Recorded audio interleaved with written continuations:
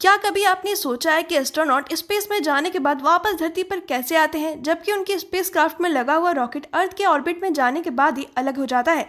आखिर ये कैसे पॉसिबल होता है, चलिए जानते हैं। दरअसल अर्थ से स्पेसक्राफ्ट को स्पेस में तभी भेजा जा सकता है जब उसकी स्पीड अर्थ के एस्केप वेलोसिटी से लगभग 11.2 किलोमीटर पर सेकेंड ज़्यादा हो। एस्केप वेलोसिटी इतनी ज़्यादा होने के कारण स्पेसक्राफ्ट में रॉकेट लगाया जाता है, लेकिन जब एस्ट्रोनॉट को चंद्रमा से वापस अर्थ पर लाना होता है तब उनकी स्पेसक्राफ्ट का स्पीड यानी एस्केप वेलोसिटी 2.4 किलोमीटर तक होनी चाहिए। इस स्पीड को पाने के लिए स्पेसक्राफ्ट में प्रेजेंट इंजन ही खुद इतना कैपेबल होता है कि वो इस वेलोसिटी को आसानी से अचीव कर लेता है।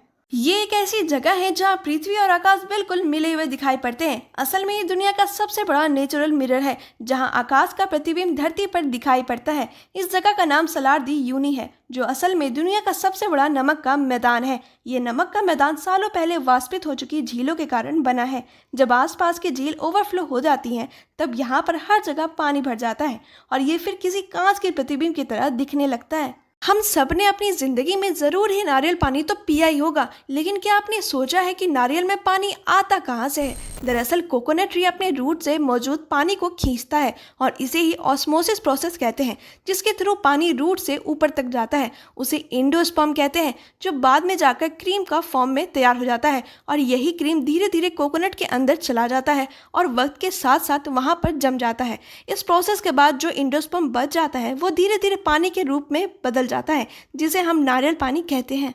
क्या आपने कभी सोचा है कि एक छोटा सा पत्थर पानी में डूब जाता है, लेकिन इतना बड़ा जहाज पानी में नहीं डूबता? आखिर कैसे, चलिए जानते हैं। असल में ये बियोंसे फोर्स के कारण होता है, जो कि आर्किमिडीज प्रिंसिपल पर काम करता है। जब कभी भी किसी चीज़ को पानी में रखा जाता है तो उसके अपवर्ड डायरेक्शन में एक फोर्स लगता है, जिसे बियोंस फोर्स कहते हैं, और ये फोर्स पानी में वेट के बराबर होता है। लेकिन जहाज के मामले में हटाया गया पानी का वजन शिप के वजन से ज़्यादा होता है, जिससे अपवर्ड डायरेक्शन में एक फोर्स लगता है और ये फोर्स जहाज पर लगने वाले ग्रेविटेशनल फोर्स से ज़्यादा होता है। इसके अलावा शिप की वेट पूरी तरह से डिस्ट्रीब्यूटेड रहती है, जिससे इसकी डेंसिटी पानी की डेंसिटी से कम होती है और जहाज आसानी से तैरने लगता है।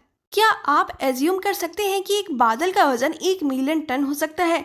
वही बादल जिसे हम सॉफ्ट और बहुत हल्का समझते हैं, उस बादल का वजन भी एवरेज 1 मिलियन टन भी हो सकता है। लेकिन सोचने वाली बात यह है कि इतना वजन होने के बावजूद भी हवा में उड़ता कैसे है बादल? असल में बादल हवा में इतनी आसानी से इसलिए उड़ पाते हैं क्योंकि इनकी डेंसिटी हवा से 0.4% कम होती है। ये है आइबेक्स गोट, जिसने ग्रेविटी का मजाक बना रखा है क्योंकि ये कहीं भी चढ़ सकती है। ये बकरी की प्रजाति 90 डिग्री दीवारों पर और पहाड़ों पर आसानी से चढ़ जाती है। आइबेक्स गोट खाने की तलाश में शिकारियों से बचने के लिए और पहाड़ों का नमक चाटने के लिए पहाड़ों पर चढ़ती है। नमक एक ऐसा मिनरल है जो इनको जिंदा रखने के लिए मदद करता है। ये बकरी की प्रजाति अपने 2 हिस्सों में बटे हुए खूर की मदद से पहाड़ों पर आसानी से चढ़ जाती है।